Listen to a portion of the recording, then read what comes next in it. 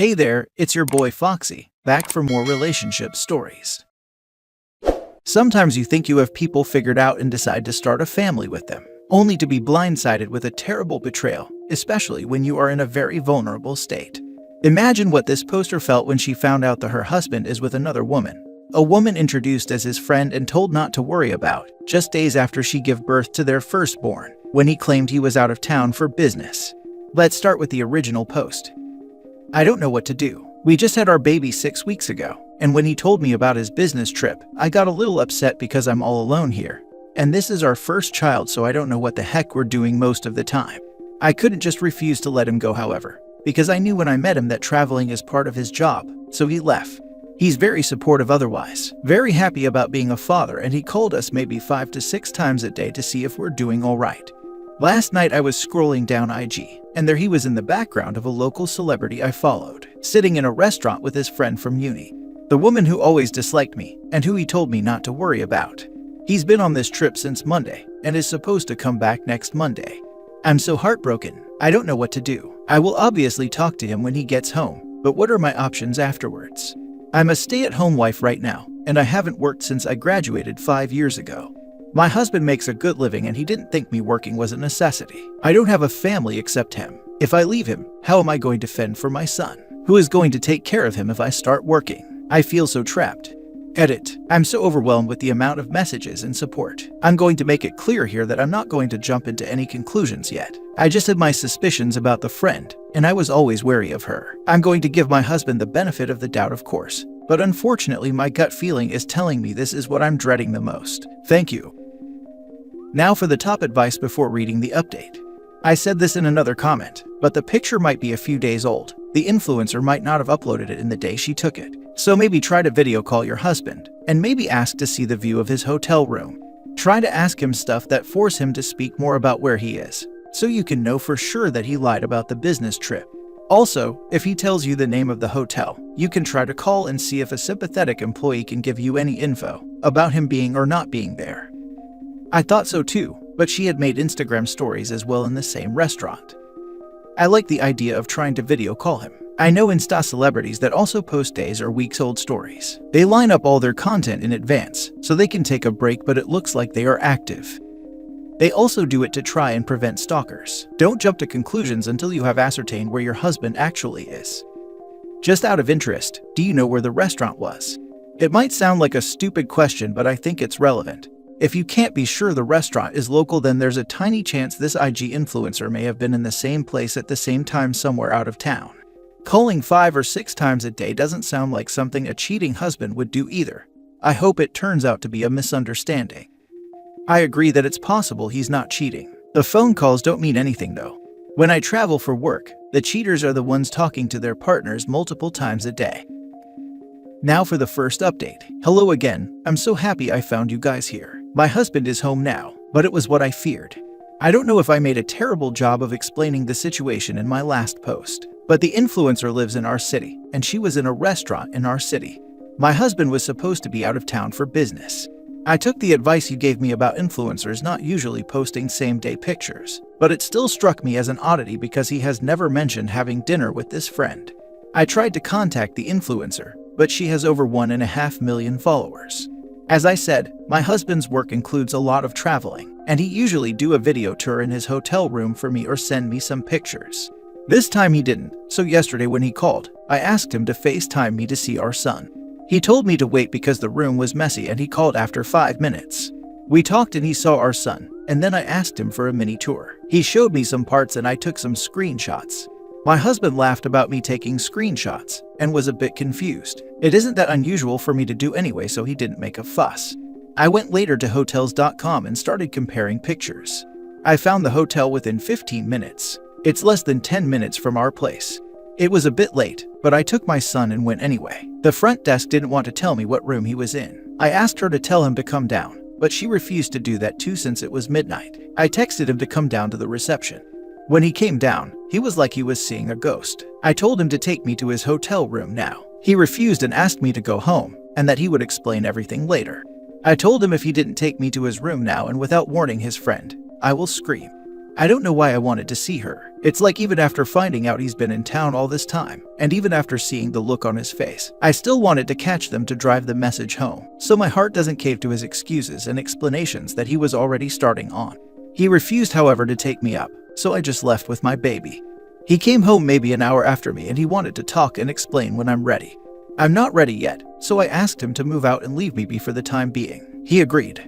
I don't know why he did this, why he married me. I'm 29 and he's 39, and his mistress is also 39. She's a single mom and they're more compatible and they get along very well. And they obviously love each other. So why didn't he just be with her instead and save us all the heartbreak? Honestly, what's wrong with people? More update. I'm sorry, I don't want to make any more updates. My husband has agreed to moving out of our apartment. Since we have a prenup, I'm essentially not entitled to anything, but he has offered the apartment since I have nowhere to go. I told him I needed more assurance that the apartment is for me and my son. He's going to transfer the deeds in my name, whatever that means. I'm also going to get alimony or allowance or whatever it's called until my son is old enough to start looking for jobs. All of this conversation was recorded. On Monday, I'm going to talk to a lawyer to make sure what my husband promised me is going to happen. In return, he asked me for separation and not divorce for 2 years. I agreed. About the other woman, I don't know if it's worth my energy to find out more. They have been FWB when they're single, but never had a relationship. They've known each other for 20 years. I didn't want to hear anything about them. I always had my suspicions. He made the usual excuses about her meaning nothing. It was a mistake, and this was their first time because he felt neglected because I wasn't as interested in him as before the baby. He swore he never slept with her during our marriage until this week. I don't believe him. If they end up together, I wouldn't be surprised even though he assured me it will never happen because he doesn't love her. Now for more comments before the final update. The hotel was less than 10 minutes from your house, but he showed up like an hour late, instead of running after you. Obviously he had to go to her to talk the plan with her. Piffed, idiot. Exactly. There is nothing left to say to him. Don't listen to that nonsense. Get a lawyer. Split. Man, that's a horrible way to be treated. Sorry for the outcome. I'm sorry too. I'm so sad. Why didn't he just ask me for divorce if he wasn't happy with me? Why did he make a child with me? He is sorry because he got caught. I'm a 40-year-old male, and I remember my dad always cheated on my mom. I remember her crying at night but always took him back. Finally, she had enough. To this day, I can't imagine doing that to my wife or kids. A divorce would be the proper way to go before cheating. No matter what, it's hard on the family. Once again, sorry. Be strong for you and child. Read this a few days ago and was hoping that maybe it was a late posted photo. I'm really sorry about the outcome. It is better for you to know the truth though, and good on you for kicking him out. You deserve a lot better than that. Now for the final update. Hi again. I wasn't planning a new update. I am so appreciative of all the support I've got here, but also, I have received a big amount of hate. It's a small number compared with the majority of people who showed me support, but I don't know why it got to me anyway. Maybe because I already feel vulnerable, or maybe because these things were always in the back of my head. I was attacked for being a stay-at-home wife, for being young, for being a gold digger, for having an older husband, for having a rich husband, for having a baby with my husband, for exposing my husband's infidelity, for not having a safety net, for trusting my husband, for not trusting my husband enough, for demanding that the man I love leave our home after he cheated on me, and it goes on. I should have just ignored everything and concentrated on healing, and I'm going to do that, but I have a small final update to share with the thousands that cared and supported. I don't have a family because I'm an only child. My parents died when I was 5. My grandmother raised me, but she died when I was 20. Many have requested an update about his friend. I texted her that she's an ugly, pathetic, cheap woman who always hated me and always was jealous of me. That even if she ended my marriage and ruined my happiness and the chance for my baby to grow up with both his parents and the future siblings we've planned, she will never have my husband because she's an ugly, pathetic, cheap woman.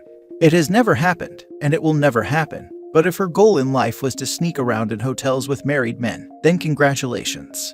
I told her I wished what she got from him was worth ruining my life, but that I'm happy that I at least don't need to have her in my life again.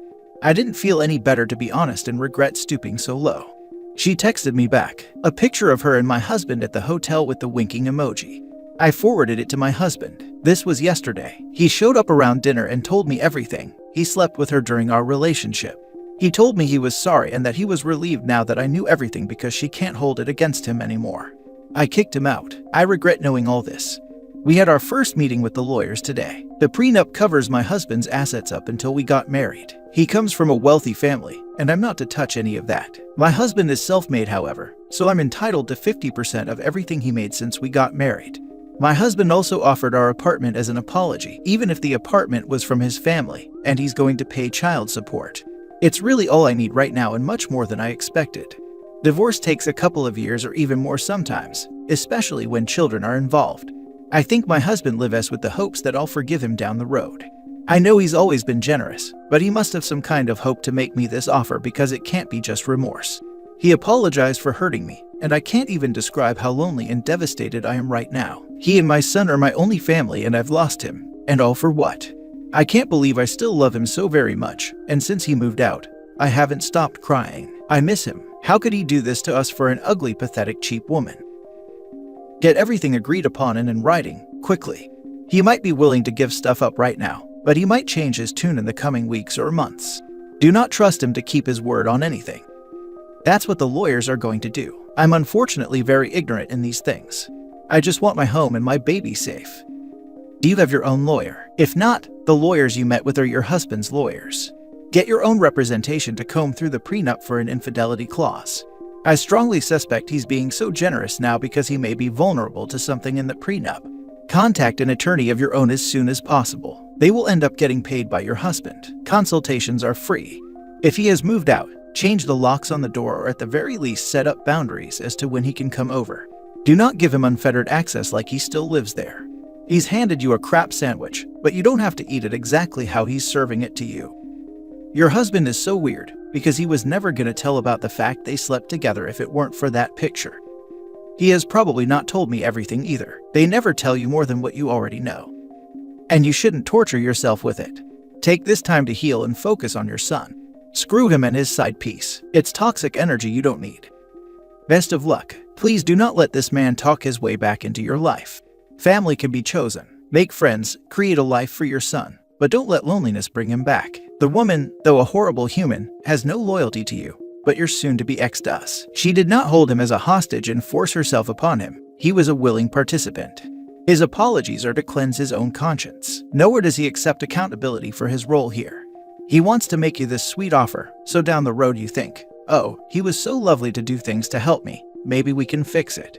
He wants back in, while painting himself to be a person who was too victimized by this woman. Please don't feed that delusion. Now for the last story.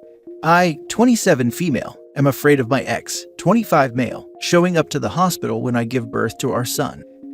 Long story short, I was in a serious relationship with my ex-boyfriend for a little over a year.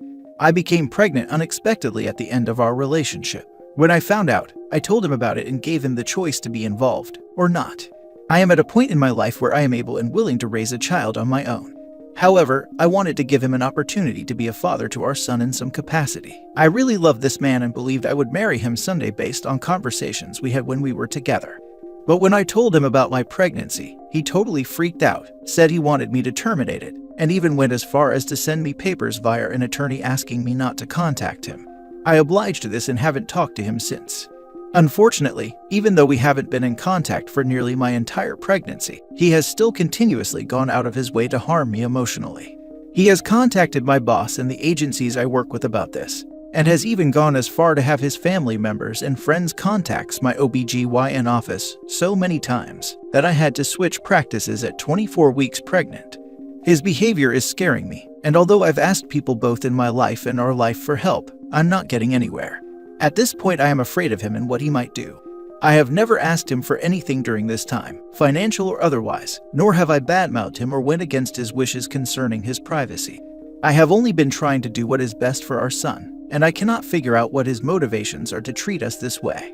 I begged my parents to block his phone number and asked that they not inform him when I give birth. They refused to do so, and it's making me extremely anxious. I don't want him showing up at the hospital at all, especially during a time that it could affect the health of my son or myself. My response to this was to invite them to the hospital after I've given birth, but they are not willing to accept this. They insist on driving me to the hospital in their car and staying the entire time. I set to be induced tomorrow and am now more anxious than ever. All I want is to have my son in peace, while feeling safe. Does anyone have any other ideas on how I can approach this? I already plan on leaving my son's father off of the birth certificate. Thank you for reading this. Call the hospital and ask if they will enforce no attendance birth, including your parents. Many hospitals will protect the mother and prevent people from coming to the birth. If the hospital does not do that, call your best friend and ask them to stand guard for you. Thank you very much for this. I did not realize that was an option and will make sure to use no attendance birth when I check in. I have been worried about my family sitting in the lobby and badgering staff to let them in against my wishes. They have made me feel very guilty about my decision to give birth alone. But the way I see it, I went through my entire pregnancy alone. I might as well do this by myself too. Just to let you know, labor and delivery nurses don't play. They will kick anyone and everyone out who is stressing out the mom. They want to make sure that your labor is as stress-free as possible. Give them the names of everyone who isn't allowed to be at the birth of your baby and isn't allowed to visit. Register as private. Give them pictures of them if you can. Have someone else take you. At the hospitals I've worked at, they have a security desk at the entrance to the birthing unit for this very reason, and you have to either be an employee or on the guest list to even be allowed to set foot on that wing.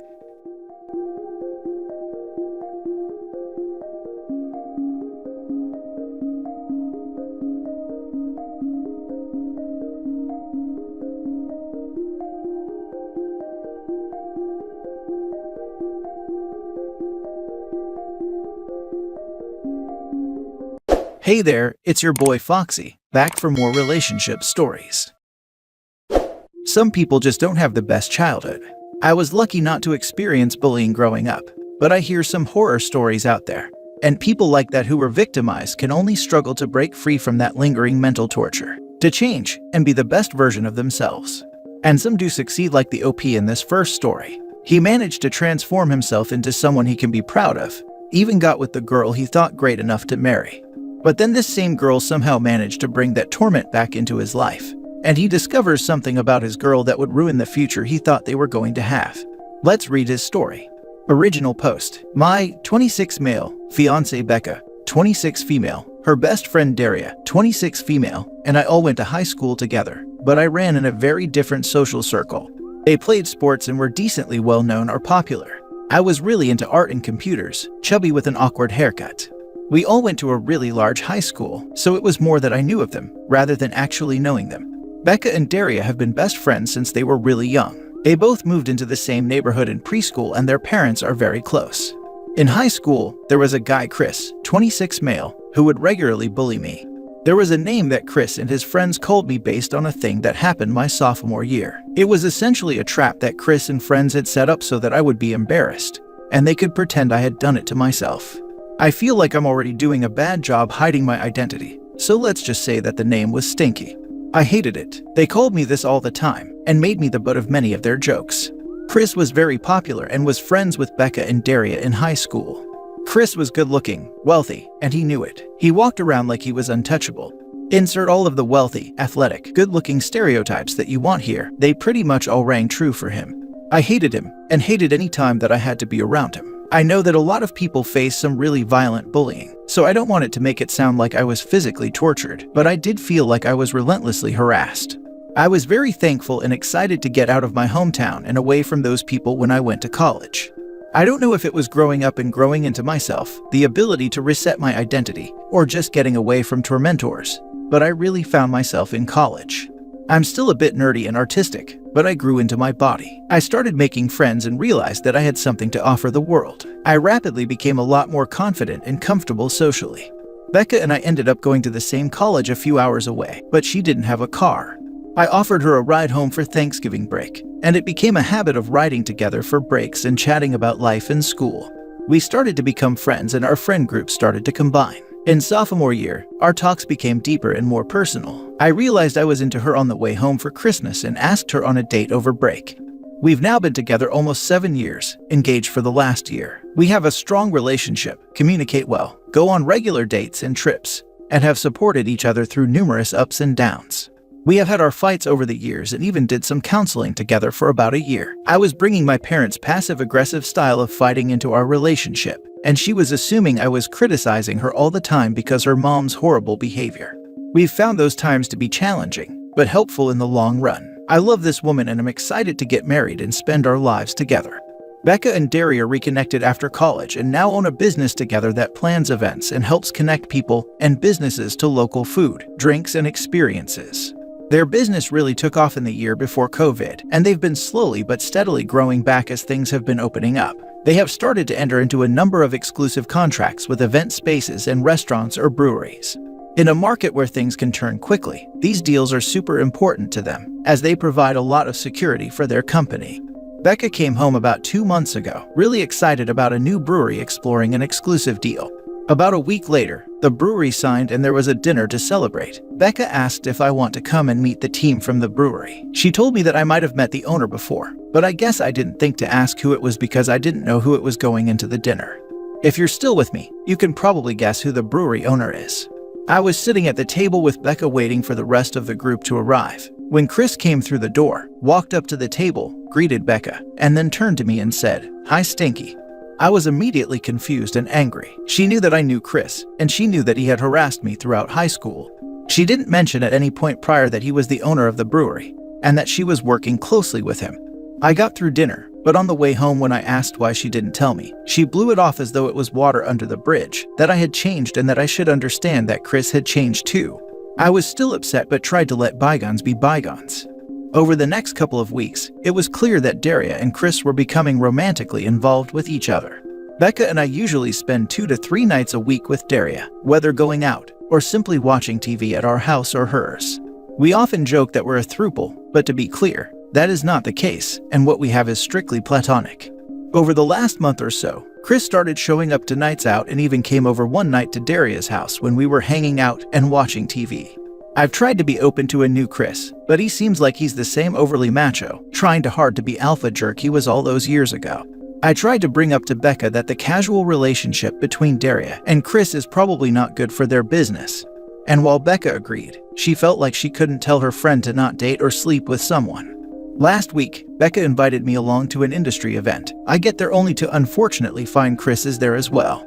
I try to be friendly and nice. We get a table for the 4 of us and have some drinks and food. At one point, the girls leave to network with a couple of potential clients. When out of nowhere, Chris starts talking about how this event might be a good place for him and Daria to find a woman to have a threesomething with. Caught completely off guard, I ask him what he's talking about, and he says that him and Daria want to have another one of those, and that I should know all about that. I was super confused and asked what he was talking about, and he proceeds to tell me that him, Daria, and Becca had a couple of that activity in high school, and that he figured that I was having it with the 2 girls as well. I felt blindsided and didn't know what to say. When we got home, Becca already knew I was upset about something, and asked me what was wrong. I told her about what Chris had said, and she tried to deny it at first, but then told me that it was partially true.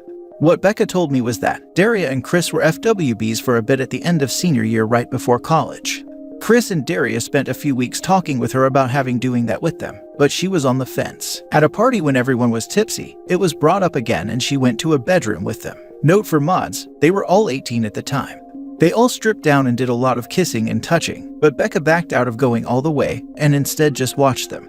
On Thanksgiving break of freshman year, the 3 talked about going all the way with it, but ended up not being able to find a free time for all of them. Daria then got a boyfriend and it was never brought up again. All of this was news to me. In addition to not really coming into myself until college, I was a late bloomer in terms of relationships, and Becca was my first everything. I knew and wasn't upset that she had experience before us, but we had never really gone into the when or who of that.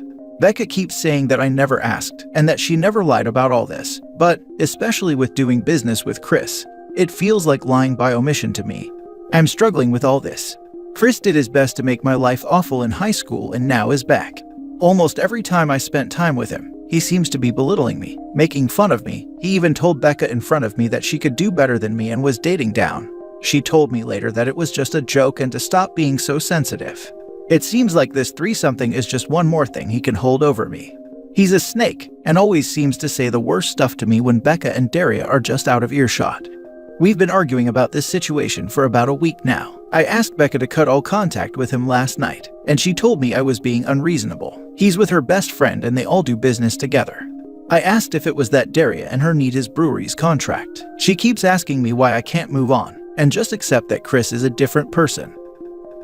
Now for the top advice before reading the update.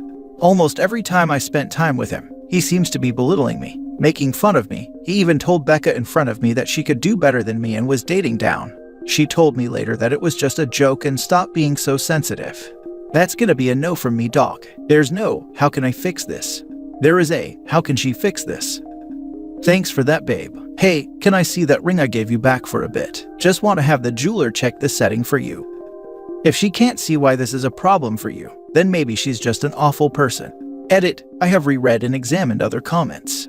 Change maybe to definitely an awful person.